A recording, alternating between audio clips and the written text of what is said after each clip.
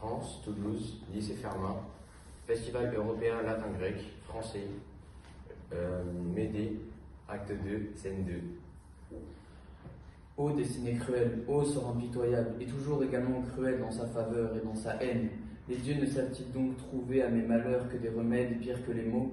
Si je veux garder la foi conjugale et la reconnaissance que je dois à mon épouse, il me faut dévouer ma tête à la mort.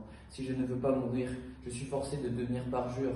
Ce n'est pas la crainte pourtant qui me fait oublier mes engagements d'époux, c'est ma tendresse à l'armée. Car la mort de mes enfants suivrait de près la nôtre.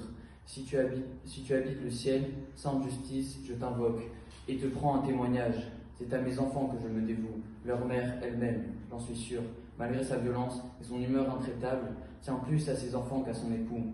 Je viens essayer l'effet de mes prières sur son âme irritée. Voici qu'à ma vue elle s'agite et bondit de fureur.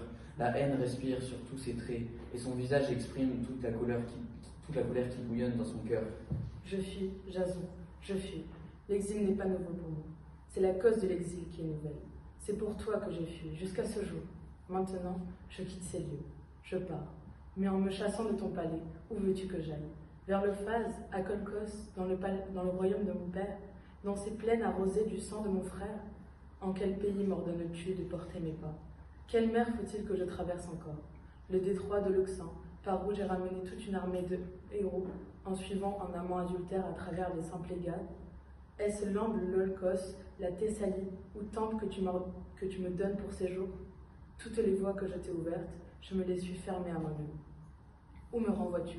Tu m'imposes l'exil. Tu ne m'en indiques pas le lieu. Il faut partir. Voilà ce qu'ordonne le gendre de Créon. Je consens à tout. Accable-moi des plus cruels traitements. Je les ai tous mérités. Que le roi, dans sa colère, épuise toutes les cruautés contre la révolte de sa fille. Qu'il charge mes mains déchaînées. Qu'il me plonge dans l'éternelle nuit d'un cachot affreux. C'est moi encore que je me mérite. Homme ingrat.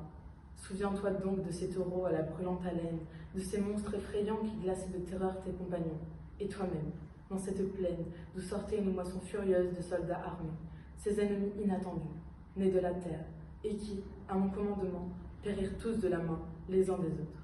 Rappelle-toi encore le bélier de Phrixus, dont tu venais conquérir la riche dépouille, et le dragon vigilant forcé, pour la première fois, de céder à la puissance du sommeil, et mon frère, mis à mort. Et tous les crimes résumés par moi en un seul crime.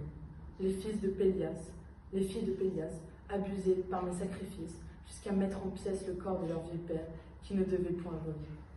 N'oublie pas non plus que, pour chercher sur tes pas un autre royaume, j'ai abandonné le mien.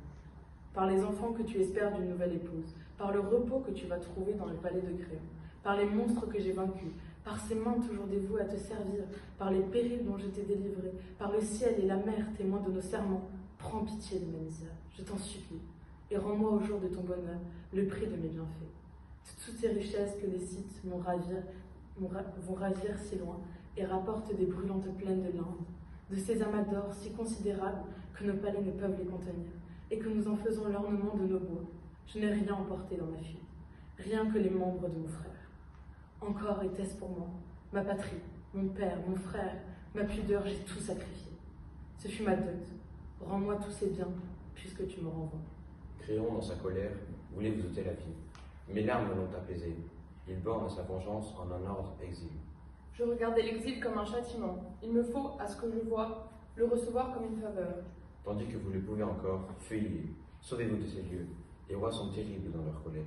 Ce que tu me conseilles, c'est pour Creuse que tu penses l'obtenir. Tu veux l'affranchir d'une rivale odieuse. Mais de me reprocher mes amours? Oui, et tes meurtres et tes perfidies. Mais de quel crime enfin pouvez-vous m'accuser? De tous ceux que j'ai commis. Il ne reste plus qu'à me déclarer coupable même de tous vos forfaits. Ces forfaits sont les tiens, oui, les tiens. Le crime est à celui qui en recueille les fruits. Quand je serai infâme pour tous les autres, toi seul devrais me défendre et soutenir mon innocence. Celui qui se rend coupable pour ton service doit être pur à tes yeux. La vie est un supplice quand on rougit de celui dont on l'a reçu. On ne la conserve pas quand on rougit de l'avoir reçue. Que ne calmez-vous plutôt ces mouvements de fureur? Vous êtes mère, songez à vos enfants. Je n'en veux plus, je les renie, je les repousse de moi, si Creuse doit leur donner des frères. Elle est reine pour offrir un asile à ses fils excités, et puissante pour les protéger dans leur infortune. Que les dieux m'épargnent ce malheur affreux de voir un sang illustre mêlé au sang d'une race infâme, et les descendants du soleil unis aux enfants de Sisyphe. Pourquoi cette obstination cruelle à vouloir nous perdre ainsi tous les deux? Partez, je vous en conjure. Créon lui-même a écouté mes prières. Que puis-je faire pour vous? Dites-le-moi. Pour moi, tout jusqu'au crime. Je suis entre deux rois qui me pressent. Tu as aussi Médée, plus puissante qu'eux et plus redoutable. Faisons-en l'épreuve, laisse-moi les combattre, et que Jason soit le prix de la victoire. Le malheur a brisé mon courage. Vous-même craignez le retour des maux qui vous ont accablé. Dans tous les temps, je suis restée maîtresse de la fortune. Acaste avance, Créon plus proche encore et aussi plus redoutable. Il faut les fuir tous les deux. Je n'exige pas que tu prennes les armes contre ton beau-père. Médée ne veut pas que tu souilles tes mains du sang de ta famille. Conserve ta vertu, mais suis-moi. Et qui nous défendra si nous avons à soutenir une double guerre? Si Créon et Acaste réunissent leurs amis contre nous? Ajoute à leur armée celle de Colchos sous la conduite d'État. Joins les Scythes aux Grecs et tu verras ses ennemis périr au sein des flots. L'éclat du sceptre m'inspire de l'effroi. Prends garde plutôt qu'il n'excite tes désirs. Cet entretien pourrait devenir suspect. Ne prolongeons pas plus longtemps. Puisqu'il en est ainsi, puissant maître des dieux, fais retentir le ciel du bruit de ton tonnerre, arme tes mains et prépare tes flammes vengeresses. Que tes carreaux ébranlent le monde en déchirant les nuages. Tu n'as pas besoin de choisir la place où tu dois frapper. Lui ou moi, n'importe. Qui que ce soit de nous deux, qu'il meure, ce sera toujours un coupable, et ta foudre ne s'égarera pas en tombant sur nous. Revenez à des pensées plus sages, et parlez avec moins de fureur. S'il y a dans le palais de mon beau-père quelque chose qui puisse adoucir l'amertume de votre exil, vous n'avez qu'à le demander. Je sais mépriser les trésors des rois, et c'est, tu ne l'ignores pas, ce que j'ai toujours fait. Seulement, laisse-moi prendre mes enfants, pour qu'ils m'accompagnent dans mon exil, et que je puisse répandre mes larmes dans leur sang.